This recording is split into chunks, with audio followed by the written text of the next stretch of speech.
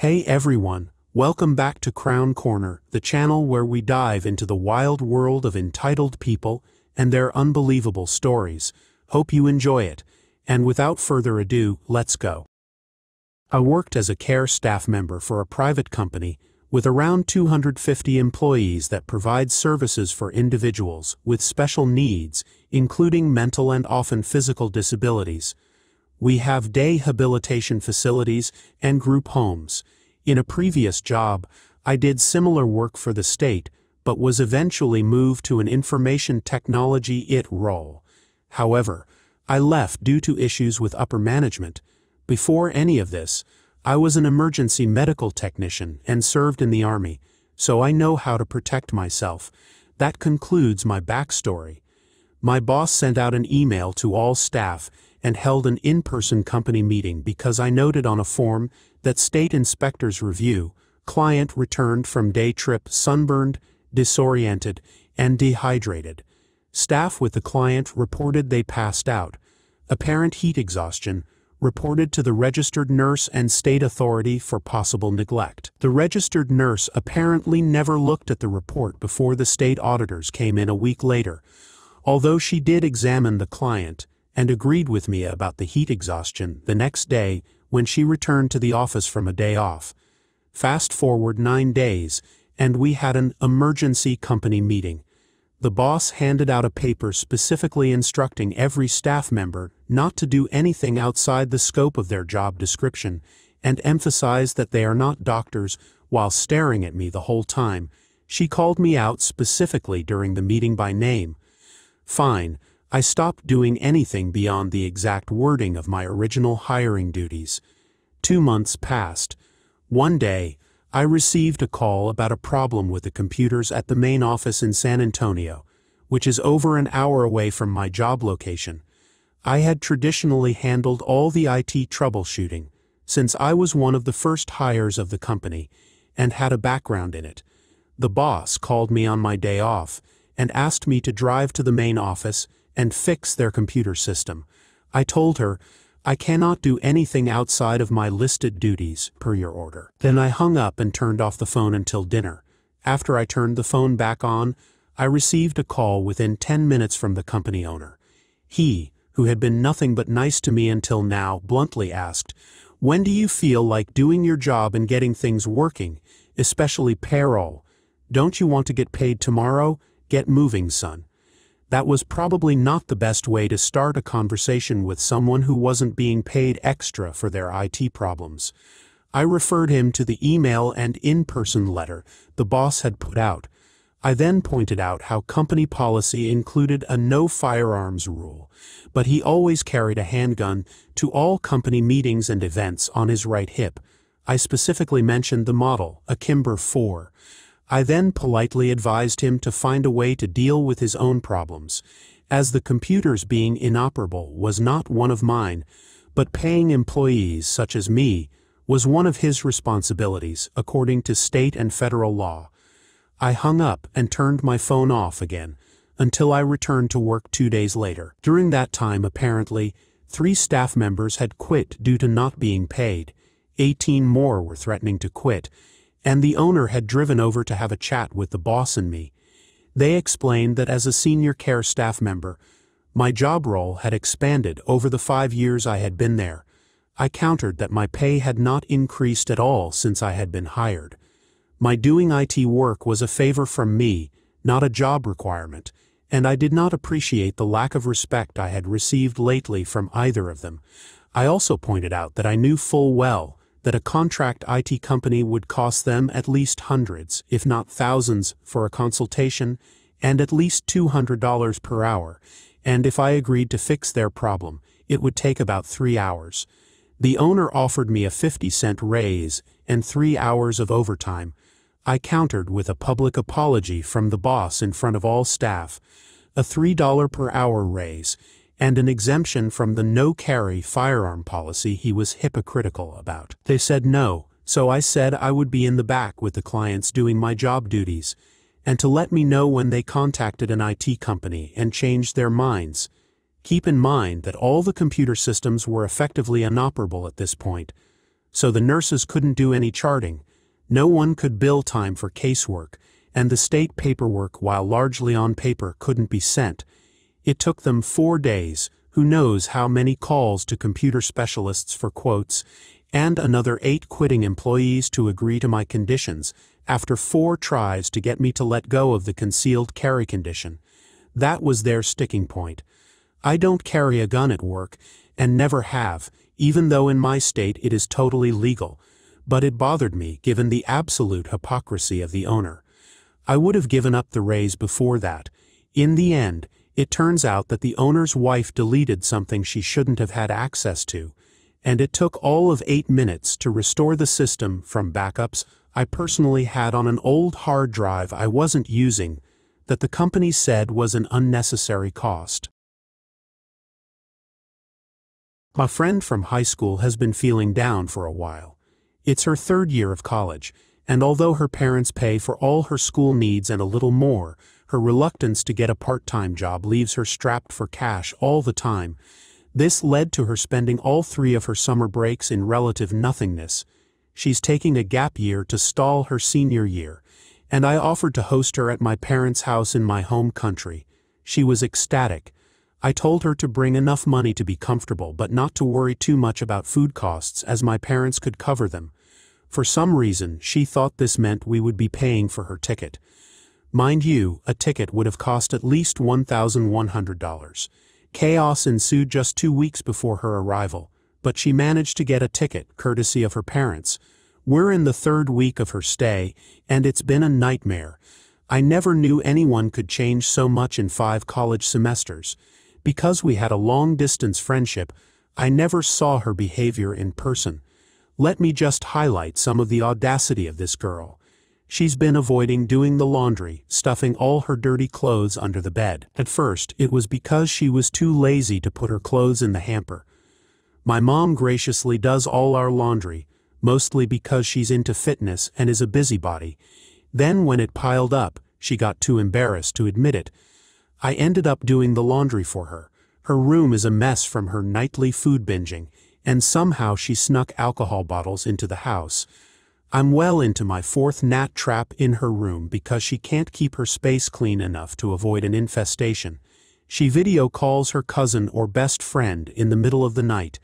Then, when she inevitably misses our agreed schedule the next morning because she's too tired, she lies and tells me it's because the mattress is too uncomfortable.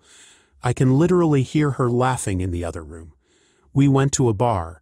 She met a local there and asked me to hang around the city while she dated him because she didn't want to be left alone.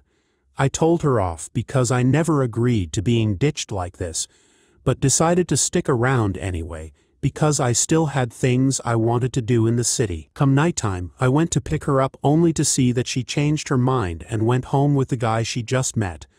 Later, she tells me she lied to him, saying she moved here. He didn't want a one-night stand with a tourist but an actual relationship. She just wanted free drinks and intimacy. She then mentions that she was getting frustrated because guys weren't approaching her when she was a foreigner. She's literally the same race as the locals, except with a darker complexion. Think French versus Portuguese in comparison. She's doing drugs. I don't even know how she got her hands on those, probably from the guy she just met. She brought them home and tried to smoke out the window. The drugs are gone from the house at least. I used cleaning the room as an excuse to dispose of them. My parents bought us event tickets that were approximately $70 each. She decided to go to a club instead and wouldn't answer her phone. Leaving me blindsided, she agreed to go but didn't tell me she changed her mind. I lied to my parents because I didn't have the heart to tell my mom, only I went. She never tells us when she's hungover or whatever. Only after my parents buy the food does she decide she's too wasted to eat. My parents asked her to be a bit more thorough with her scheduling because she kept canceling plans and sleeping in. Her response was to call my parents nosy and tell them to get off her back. Luckily, they don't speak her language, and they didn't bother asking me what she said. They know she's being difficult. This isn't even all the things she's done so far. My parents have spent close to $3,500 on her, ranging from food to luxury trips around the country.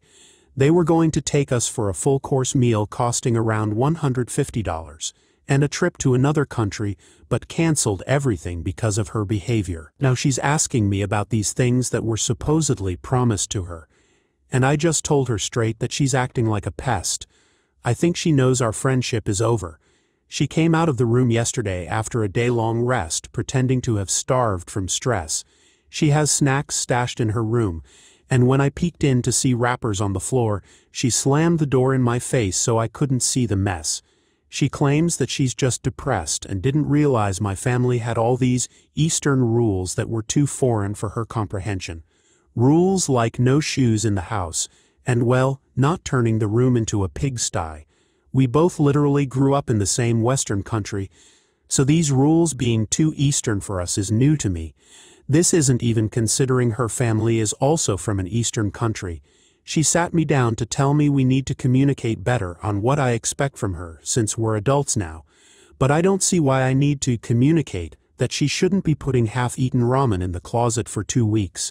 Anyway, I told her she can do what she wants for the last week, and I'll stay out of her hair. She again asked me if we were going on that foreign country trip we initially planned for. I told her no, and she's sulking in her room again. Oh no. Hi, so I, 21F, have a large friend group of around 10 people. We usually get along well and get together a few times per month. A few years ago, we tried to organize a vacation for all of us, but it didn't work out because no one could find the same exact time to go. So, 7 of us went, leaving the other 3 behind. The other 3 were fine with it and wished us a good time. This vacation was somewhat of a disaster because of 2 people, specifically. Let's call them Danielle, 20F, and her boyfriend Marcus, 21M. They micromanaged everything, telling us what to do and where to go at all times. This might have been because it was in Marcus's vacation home, but still. They got mad at me when I didn't like their chicken, and called me a silly planner when I had to leave 2 days earlier than the rest because I got an unexpected internship, which I needed for school. I might be exaggerating slightly. This was just the way it looked from my perspective. Overall, the vacation was moderately fun, but not something I wanted to repeat. Last year, I came up with the idea of going to Ibiza with a few people. I asked in the group chat, and said I could bring 4 people since my family has a vacation home there with space for 4 extra guests. The first 4 who responded went with me. Danielle and Marcus were not part of this vacation, and got extremely upset, calling us names, and saying we weren't real friends, etc. We offered to have them come if they booked an Airbnb nearby, but they only agreed if we split the bill with them. We tried to accommodate and communicated every detail, but the booking got postponed so much that it cost us a lot extra, almost €200 each. We couldn't find a solution and decided to go to Ibiza without them. They got very mad and said we cannot go on vacation without including everyone. The other 3 people from the first vacation were also not going, and they were okay with it. It's just Danielle and Marcus who were upset. They imposed a rule that you can go on vacation if it's just 2 people, but if it's 3 and above, you need to invite everyone. Fast forward to this year, I found that rule silly and asked my 4 best friends in this group if they wanted to go to Spain. They said yes, and we started planning. My grandma surprised us for my 21st birthday by purchasing rooms in a beautiful hotel for each of us, so it was quickly decided we would go. We knew we had to tell Danielle and Marcus somehow, because just going without telling them would make them very upset. We postponed it, and 2 months went by without telling them, making it awkward. I finally told them kindly what the plan was, and that it wasn't intended to be rude. Well, this backfired. They became extremely upset. When I first told Danielle, she was okay with it, but then I received a text from her that they were actually extremely mad at me. They were upset that my friends and I didn't communicate and just booked the vacation without them. We somewhat understand, but we just didn't want to go through the whole thing again like last year. Anyway, I might be a jerk for posting this in general. I just thought an outsider's opinion might bring me some clarity. Edit. I see a lot of people saying why I entertained this behavior for so long, and I think you are all right. I've known these people for 7 years, and they weren't like this in the beginning. So I guess I thought it was a phase or something, or that I was the problem. Anyway, thank you all for the advice. So I got my first retail job when I was 13, and now I'm 23, so I have a lot of entitled parent stories. This is one of the worst ones. Sorry for my poor language. English is not my first language. I worked at a hotel from when I was 15 until I was 18, and I loved the job there. I was in charge of the disco for the kids staying at the hotel, which involved a lot of dancing with kids aged 2 to 11, face painting, and walking around in a big mascot costume. The mascot was incredibly cute, but the costume was giant, and it was impossible to see anything. You weren't allowed to talk, and anything under a meter in height was out of my sight range. So, whenever we were going around in the costume, someone had to follow us for several reasons. The person walking around with us basically had to be our voice and eyes, because we could walk into stuff. And kids, oops. The children could ask us questions, and most importantly, someone had to deal with the entitled parents in the hotel. I promise you there was no shortage of those. A lot of the entitled parents never understood that the other kids, not just their own, wanted to give hugs to the mascot. So, we had parents pushing kids out of the way, yelling at kids to let their kids go first, and even lifting their kids over the crowd so they didn't have to wait. We could have 200 kids at the same time in the restaurant sometimes, so it could be difficult if people didn't respect each other. As we all know from following this subreddit, not everybody does. Now, enter the entitled parent. A real "can I speak to the manager?" type of Karen. She and her family came to the hotel fairly often, and she would always do something silly and act entitled. The year before, she chased a bunch of kids out of the bouncy house so her kids could have it all to themselves. So we knew to watch out for her. This day, there was a conference and a holiday, so the restaurant was packed and the mascot could in no way go through there. So we made a line for the kids who wanted hugs. A line? The entitled parent was having none of that for her precious little angels. I was saying hello to a kid in a wheelchair, so that took some time. The entitled parent went straight to the kid and parent, who were first in line. I was in the mascot costume, but I could clearly hear Karen's nasal voice.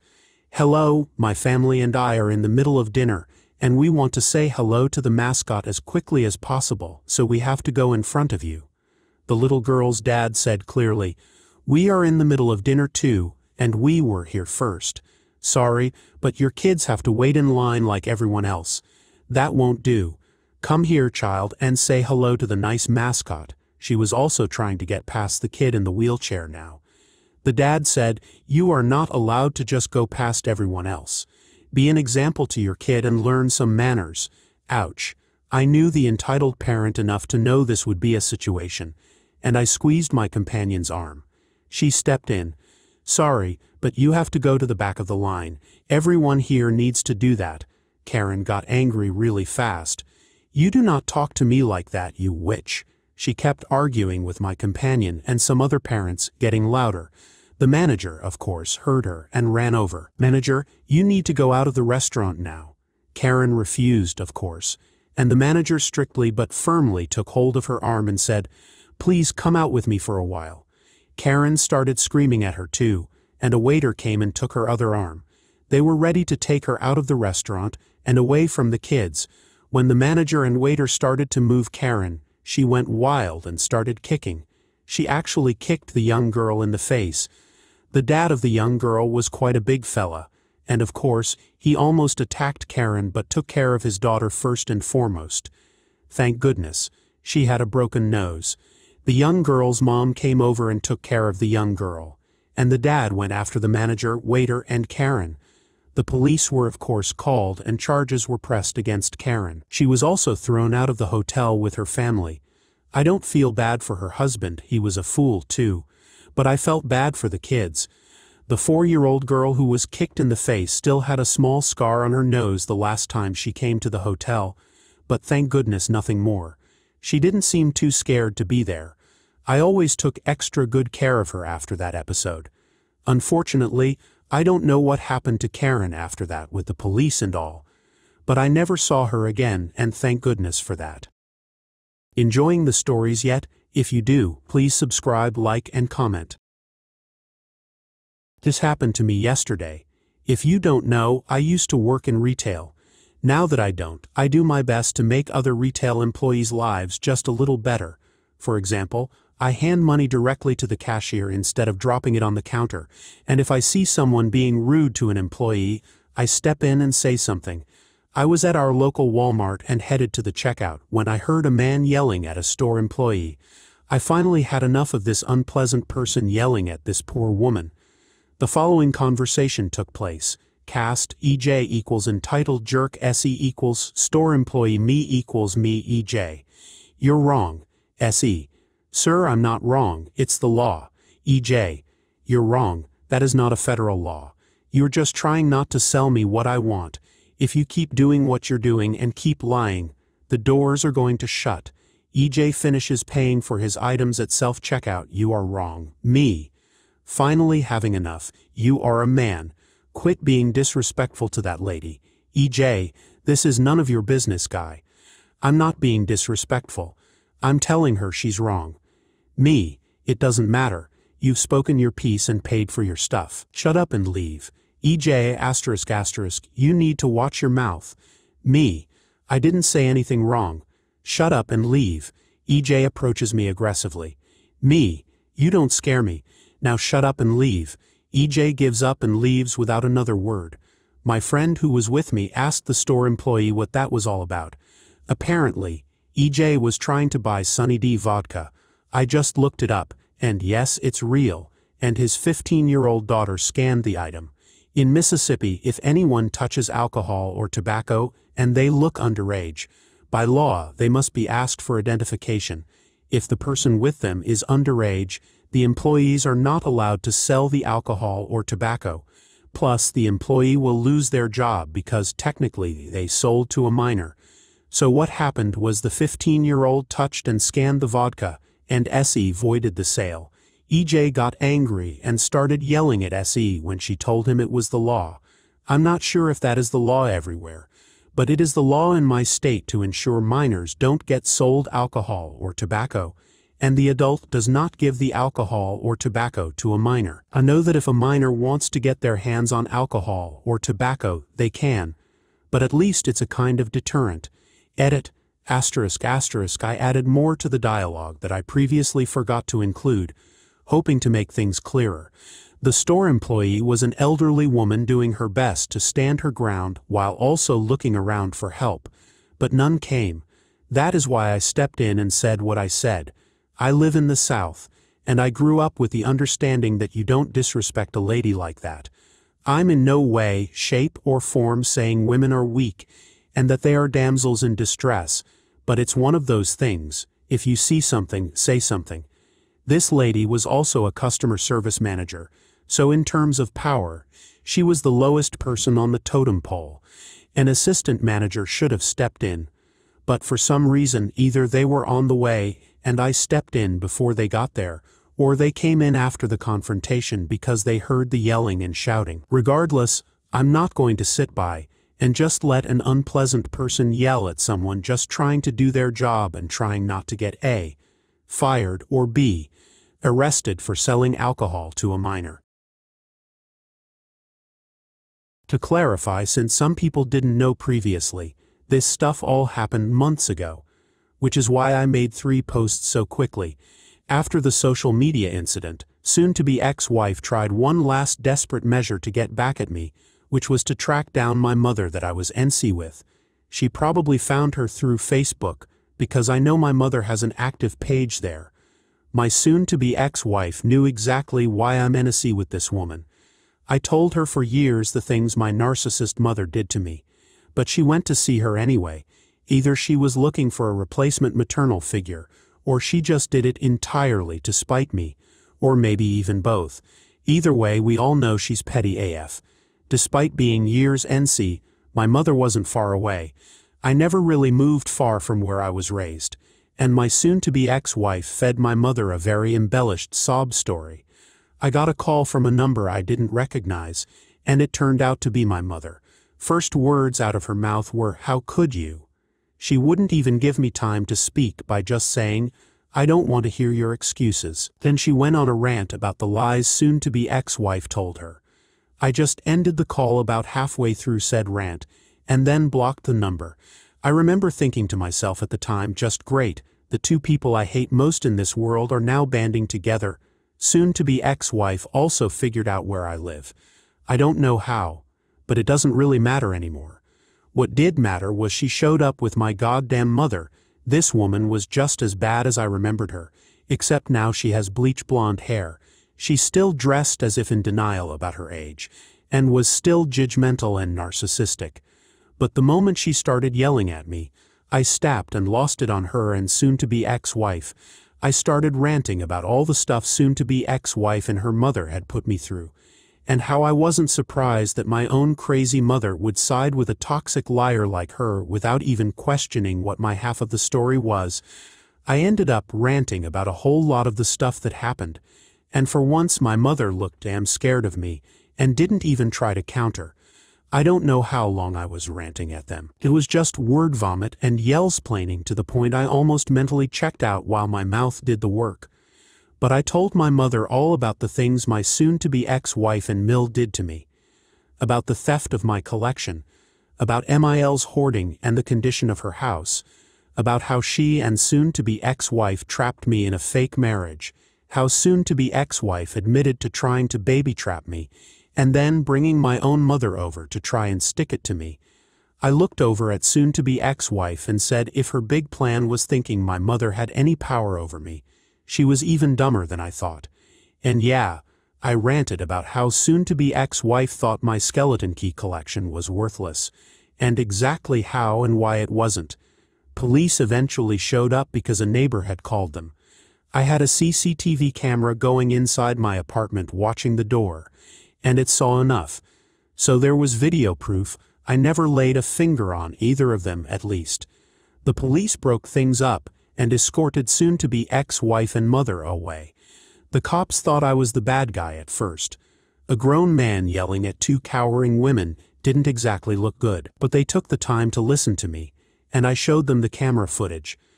My mother looked downright scared of the cops and didn't even want to talk to them. And soon-to-be ex-wife knew exactly what I'd do if she lied to them. So they fessed up as to why they were there, but claimed that giving me a talking to was all they'd intended to do. Right. And Zeus didn't throw lightning.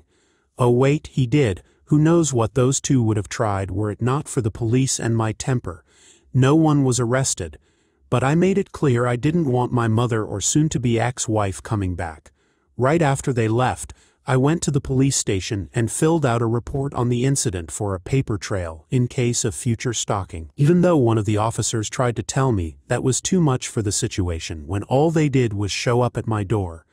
They also seemed to take offense to my making a report against my mother and soon-to-be ex-wife. I told him that he didn't know those people, and they were relentless narcissists. After making the report, I called up my best friend and told him what happened.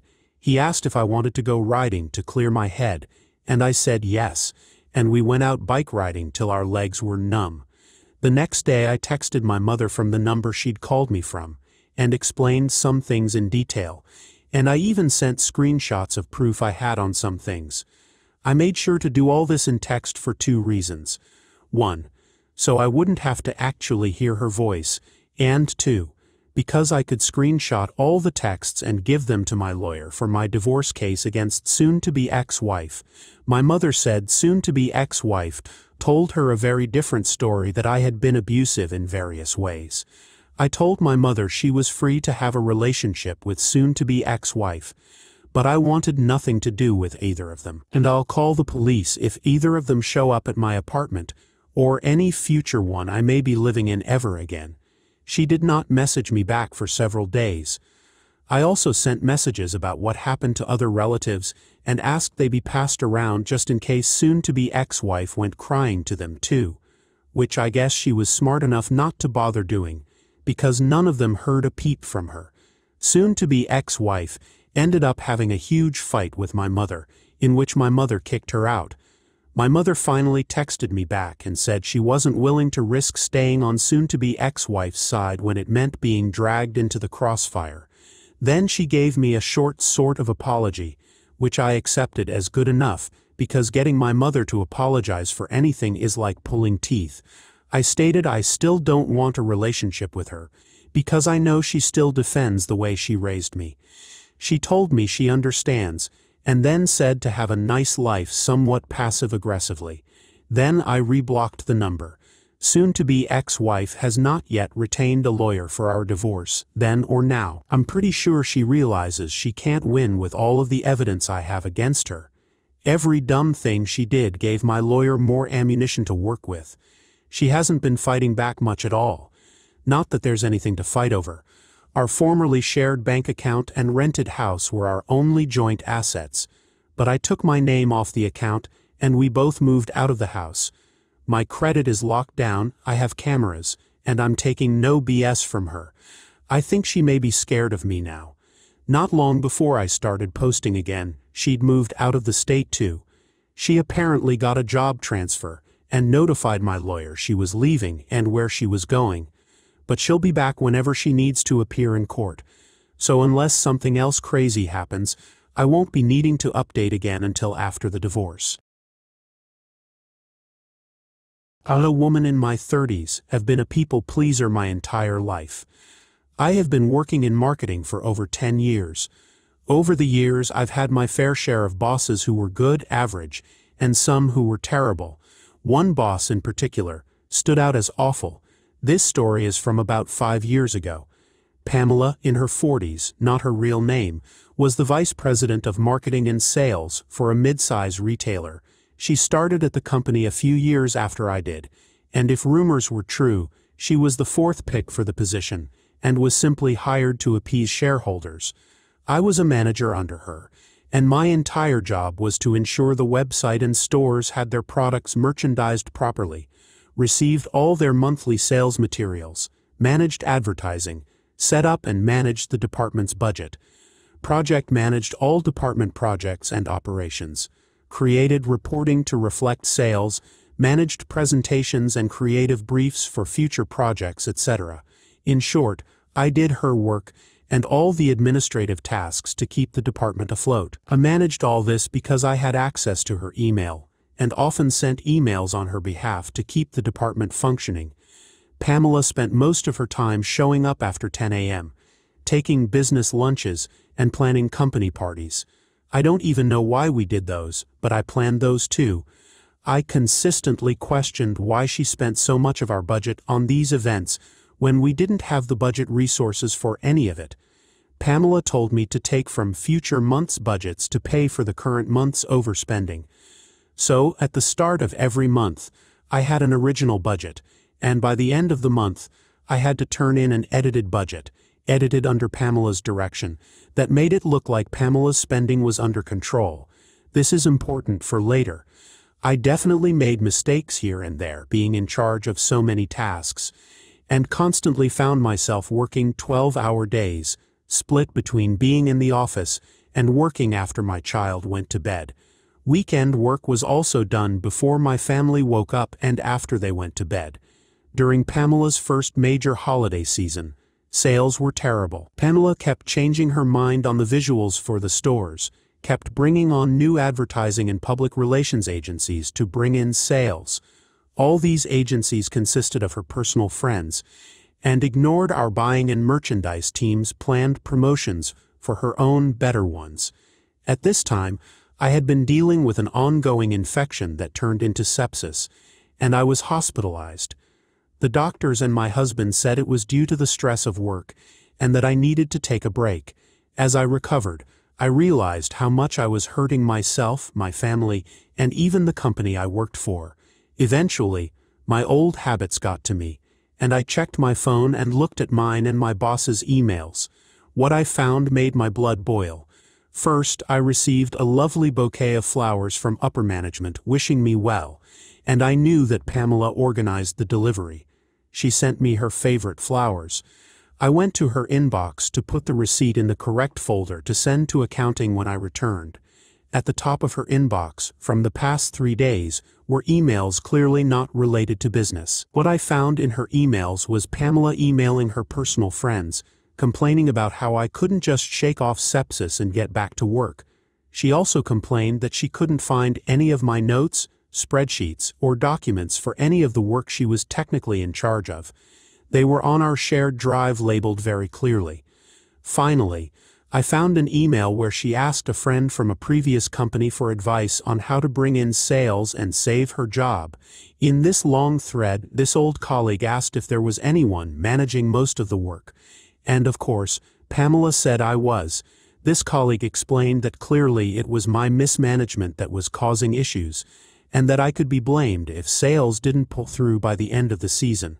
Pamela mentioned that I was in the hospital, and repeated comments from her other email thread. This person said that she couldn't outright fire me because it could seem like retaliation since I needed to take emergency medical leave. But if Pamela could prove I was stealing from the company or misusing company resources, then she would have grounds to have me fired and use me as a scapegoat. Upon my return, Pamela called me into her office and said she was worried I was taking on too much and wanted to take work off my plate. She announced she was taking over managing the department budget. She asked me to only drop off a small stack of invoices to accounting. Additionally, Pamela told me under no circumstances was I allowed to talk to accounting about anything regarding budgets. Also, if I had any concerns about the department or workload, I wasn't allowed to go to human resources. I had to discuss it directly with Pamela. Oh yeah, I could see where this was going. Unfortunately for Pamela, I had built a rapport with Lois, in her 50s, not her real name, who was our main accountant. Lois always said that she would do everything in her power to help me should I ask. Knowing this, I grabbed the stack of invoices off Pamela's desk to give to accounting. I also added the email threads I read while I was in the hospital, and the current unedited budget that Pamela hadn't touched yet for the month. I also found in my filing cabinet the hard copies of old budgets with Pamela's handwriting on what numbers to change to balance our budget. Finally, I added an email from our first round of budget adjustments where Pamela subtly threatened to put someone else in my job if I couldn't do what she asked. So I walked and dropped off the invoices to accounting when I bumped into Lois. She brought up invoices, and I sternly looked at her and said Pamela is the only one in our department that Lois is allowed to talk to about our budget and invoices. Lois saw the suspiciously thick file folder on her desk, gave a firm nod, and lovingly kicked me out of her office. Within the week, Pamela was fired. From what I understand, she has been continually job hopping for the past few years. The Chief Executive Officer and Human Resources brought me in to personally apologize for everything I went through and gave me a paid 1-week vacation to take at my discretion. Given other issues with this business, I left after another year. Which brings me to today. I am, once again, a manager for sales and marketing. I have a wonderful boss, Mike, a man in his 40s, who trusts my business decisions and backs me up on practically everything. We are hiring my team for me to solely manage and direct. Today, I looked through the applicants and found Pamela's resume sitting among dozens of others. I stared at her name, wondering how many other people share her name. Upon review, it was indeed her. She definitely fell down the corporate ladder, with vice president of our old company being the highest title she earned. And, unsurprisingly, she embellished her achievements, claiming the work I managed as her own, and claimed she generated an 87% sales growth during the holiday season at our previous company. As a people-pleaser who firmly believes in giving everyone a chance, it has never been so satisfying to click disqualified, edit. To those suggesting I interview her to see her reaction, I would have loved to see her face as she walked in, but I felt it would have risked my boss's trust in my decision-making ability. Maybe I'll send a personally written rejection email. Thanks for joining us. If you enjoyed the video, don't forget to hit the like button and subscribe for more captivating stories. Share your own experiences and opinions in the comments below, and let's keep the conversation going. Until next time, stay tuned for more epic tales.